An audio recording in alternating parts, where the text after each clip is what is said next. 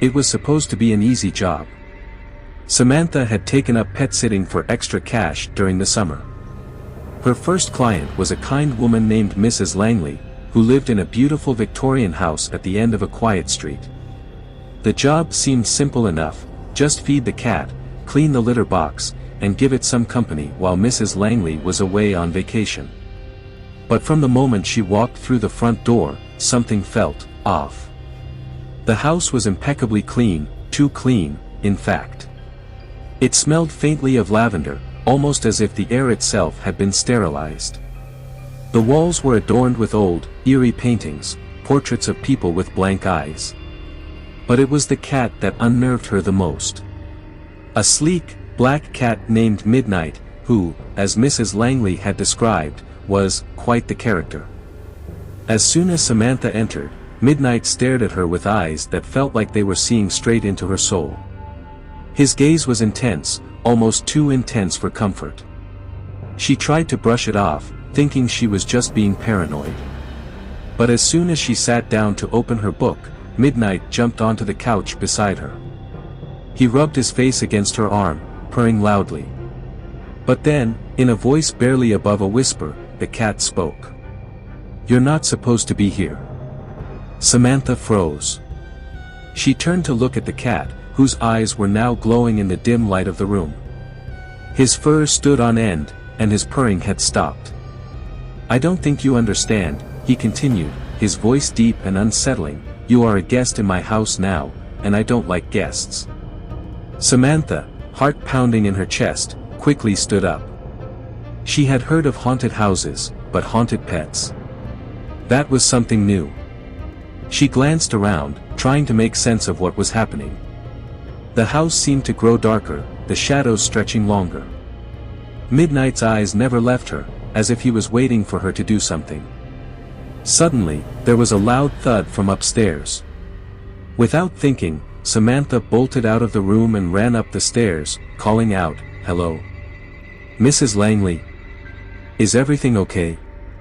But as she reached the top of the stairs, she saw something that stopped her in her tracks.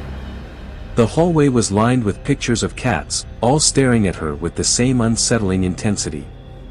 But it wasn't the pictures that terrified her, it was the open door at the end of the hall.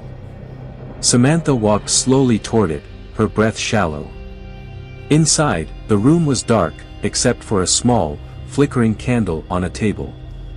But it wasn't the room that terrified her. It was the figure standing by the window, a shadowy figure, tall and thin, watching her. As she stepped into the room, the door slammed shut behind her. In that moment, she realized she wasn't alone. Her body froze, a chill running down her spine. The shadow moved, its shape becoming clearer. "Who are you?" Samantha whispered, her voice trembling.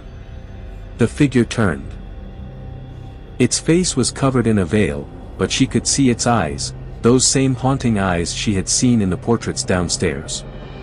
It took a step forward, and Samantha's heart skipped a beat.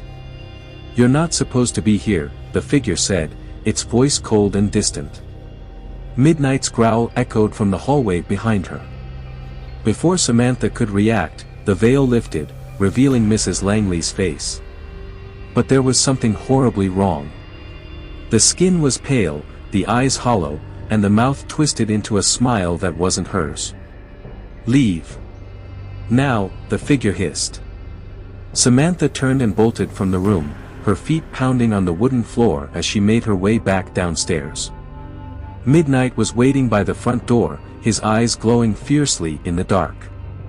She reached for the door handle, but it wouldn't budge. The growl behind her grew louder. Midnight's fur bristled as he walked slowly toward her. "You shouldn't have come," he said, his voice now a low, menacing growl. Samantha, terrified, turned back toward the door, tugging at the handle with all her strength. Finally, with a creak, the door opened, and she dashed outside into the cool night air, gasping for breath. She ran down the driveway, never once looking back. But as she reached the end of the street, she couldn't shake the feeling that she wasn't alone.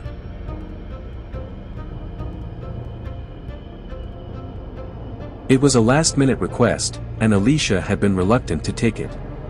But when the couple promised a good sum for the weekend, she couldn't resist. They lived in an old farmhouse, far away from the town, but it seemed peaceful. When she arrived, the couple welcomed her with smiles, introducing her to their dog, a large German shepherd named Rex. The dog seemed sweet enough, wagging its tail as Alicia petted it. Everything seemed fine, until that night. Alicia had settled into the living room, watching TV, when she heard the scratching.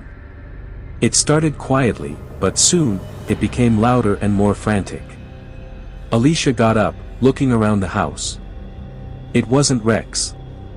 The dog was peacefully asleep by her feet. The scratching continued, now coming from the attic. Curious, Alicia went upstairs, trying to ignore the chill creeping down her spine. The attic door was ajar, and as she pushed it open, the scratching stopped. But what she saw made her blood run cold. There, lying in the corner of the attic, was a man.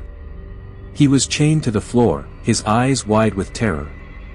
His body was thin and frail, his skin pale and covered in scars. Before she could scream, Rex appeared behind her, growling low. "Rex, no!" Alicia shouted, but the dog didn't stop. It lunged at her, knocking her down, its teeth bared. But just as quickly, Rex stopped. His eyes changed, softening. He whimpered and backed away. Alicia, shaking, turned to the man in the attic, her mind racing. Who are you?" she whispered. The man gasped, They forgot me.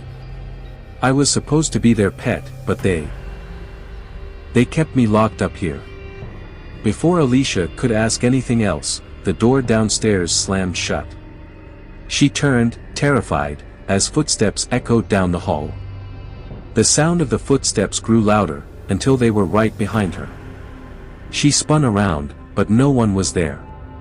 Suddenly, Rex growled.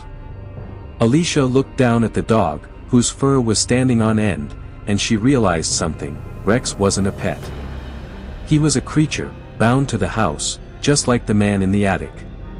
She had to escape. But as she tried to make her way downstairs, the doors slammed shut, and Rex leapt in front of her, blocking her path. "You should have never come here," Rex growled in a voice not his own.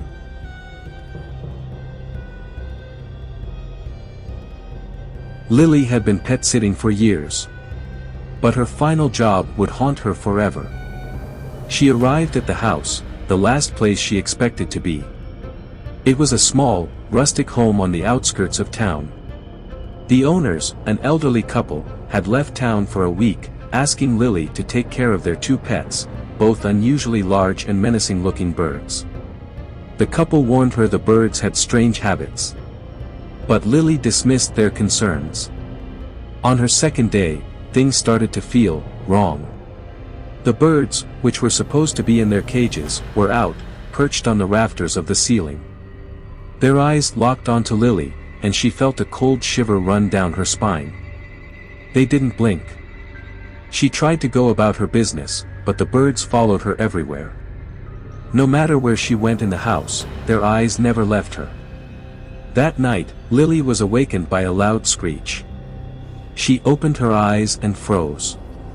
The birds were perched at the foot of her bed, their beaks dripping with blood. Lily screamed, but before she could get up, the door slammed shut, and the lights flickered. Something wasn't right. The birds were no longer birds. They had grown larger, more monstrous, their wings spanning the room. Their beaks were sharp, and their eyes glowed a sinister red. Lily tried to run, but the house seemed to stretch on endlessly. As she turned a corner, she saw the elderly couple standing at the end of the hallway, smiling at her. But their eyes were empty. "Join us," they whispered. The walls of the house seemed to close in, the space growing tighter with each step. Lily's chest tightened as she looked around for an escape. She bolted down the hallway, but the birds blocked her way, their wings flapping in the air, their talons extended. Lily's heart pounded in her chest, and as the birds came closer, she realized they weren't just animals, they were something far worse. She reached for the door, but it wouldn't open. The house had trapped her. And in that moment, Lily understood. She was the next sacrifice.